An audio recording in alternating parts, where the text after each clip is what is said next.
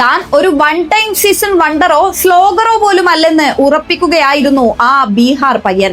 ഒരു ഇന്ത്യക്കാരന്റെ ഏറ്റവും വേഗതയേറിയ IPL സെഞ്ചുറി എന്ന റെക്കോർഡ് കഴിഞ്ഞ സീസണിൽ കുറിച്ച താരം IPL-ന് ശേഷം ഒടുവിൽ അവസാനിച്ച അണ്ടർ-19 ഏകദിന ലോകകപ്പ് ഫൈനലിൽ 175 റൺസ് വരെ അവിസ്മരണീയ യാത്രയാണ് നടത്തിയത്.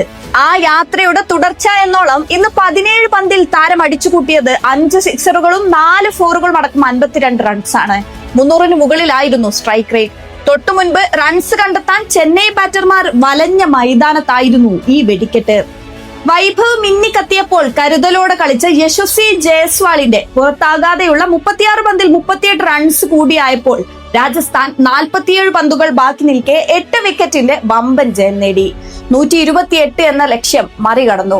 ക്യാപ്റ്റൻ റിയാൻ പരാഗ് 14 റൺസും ധ്രുവ് ജുറേൽ 18 റൺസും നേടി. വിക്കറ്റ് ഒന്നും നേടിയില്ലെങ്കിലും 3 ഓവറിൽ 17 റൺസ് മാത്രം വിട്ടുകൊടുത്ത ഖലീൽ അഹമ്മദ് ചെന്നൈക്കായി മികവ് പുലർത്തി.